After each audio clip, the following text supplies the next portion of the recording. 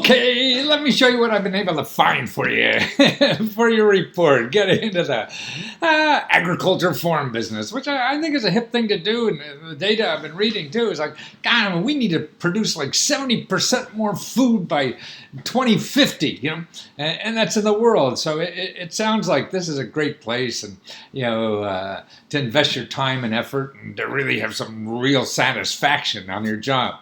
Now, what I've done is there's two introduction videos. The one you're reading now, watching now, and the other one that really concentrates on the stuff that's available on the internet, all the stuff that's on the internet there, in crowdfunding and peer-to-peer and the shared economy. Man, there's so much going on in there. So you really got to use two parts of life now that allows you to do things that you really want to do in life. And that's through nonprofits and government organizations, and then also from the internet. I mean, the stuff that's available through the shared economy and other things that are going on.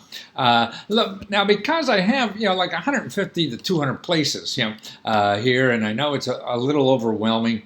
And I go to the first video, the first section, goes through the local, organizations, that's local grants, loans, and other services that are available on local from the local governments, county governments, city governments, and really nonprofit organizations. Then I get into the state. Now, the state has money for young entrepreneurs who want to go into agriculture business, and the federal government has, and there's dozens of programs, tell you the truth, and they're all identified there, and it probably is... There may be more too, but finding them is the key, and using people. See, I mean, that's right. You Google this kind of stuff, and you're going to run into millions or hundreds of millions of websites. And when I try to do it, boil it down to, a couple hundred, that these are the places. So this is where all the pretty girls hang out. You still have to do work. You have to ask them to dance and see what happens. So, but also what I did in the beginning is put places I would start. Okay, from looking all the data, look at all that stuff. Here's what I would go, because there's so much stuff out there. There's just too much for you to understand, and because you're not in the business a long time yet or whatever. So I put two places here, nonprofit that guides small farmers to success. And this is local up in your area of the country, in your state, and the states around you, so they'll know what's around, because they're helping lots of people like you do this, So that's what you want to do, is find people who've got up that learning curve before, and everything I give you, remember, they don't charge. I'm not, what I try to do is find people that don't charge. I mean, you want to spend money on something, fine. You go to Google and they'll tell you how to spend money. I want to show you how you don't have to spend money. That's the important thing in life. You don't have to spend money and still do what you want to do. There just may be you have to go around it. You have to go over it. You have to be creative and whatever. So this is what I'm trying to do. So this is, that place, that nonprofit organization. Then this is a great place too. It's a self-help clearinghouse for farmers. I mean, looks terrific. It's an incubator. So this is a place where young people like you are trying to get into the farming business. They have incubators. They've been through this dozens and dozens of times, so they'll know stuff that I won't even know. What I know is how to dig it out, maybe. And because it's so a specific area, you never know. So that's what you have to do. And the third place here is your local business development center. Okay, this is a small business development center. This is a place that will help you with any kind of business. You need legal help. You need accounting help. You need tax help or whatever. You need technology help. They help you with that for free. So, I mean, they're in your area, even though you may or may not be around. Just pretend you're going to probably hang around there and make a free appointment just to see what they have. Because otherwise, you're going to go on Google and find help, and it's going to charge you hundreds or thousands of dollars. And you don't want to do that. You don't have that money. The biggest thing in starting anything in life, to me, is you might as well plan for failure, because success is going to be luck and trying a whole lot of stuff. So if you start spending money on everything,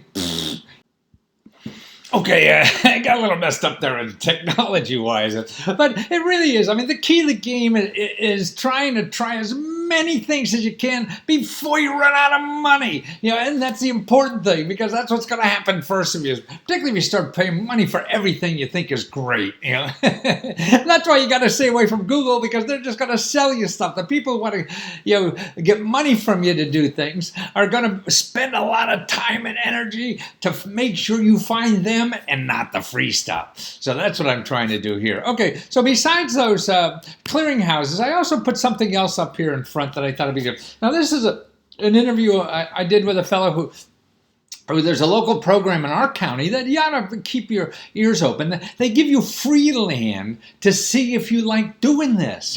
And then actually, a lot of times what they do is they make a deal with the landowners about this. And actually, go down into the federal stuff, the state and federal stuff, you'll see there's money programs available for people who want to give up farming, okay? So they've had it enough. And so to attract young people like you into it, there's money programs to help them, pay for you to have their farm, so you get a running operation and things like that. So that's why look closely at all those money programs down there, and the video is helpful that I have there. Now, here's something else about the shared economy that you may even put into your business plan if you need one.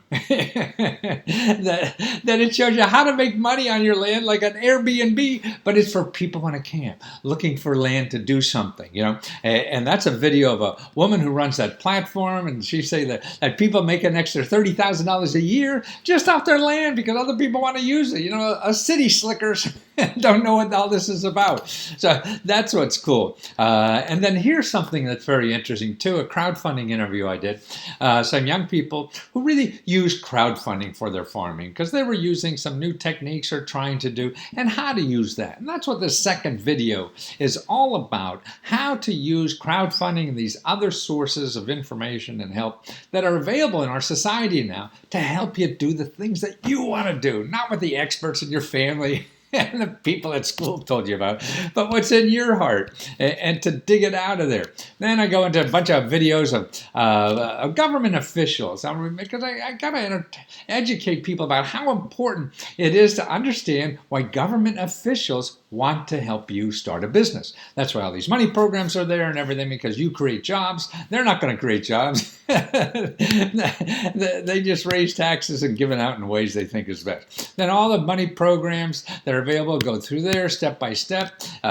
There's even like loans at 0% interest. Now, who the hell would have ever thought that? That's why, see, you would never find that from your bank. Because the banks are working for Wall Street and they want to make more money for their investors, and that's their motive. These programs are for the community and the community to grow, and so that's why it's a little different motive, and that's why I think that's why people probably so ticked off, and not happy working, because most people all they think about is making money and not some bigger issue that is also a very important part of life, along with money, right? But we seem to forget that. So all those things are there, and just go through each one of these. And there's nonprofit organizations that help you, banks that give you money when no other banks will, even how there's money from Starbucks to help you start your business, micro lending about. Now, here's one of the most important sections, I think, the whole thing: free research, mentoring, and counseling.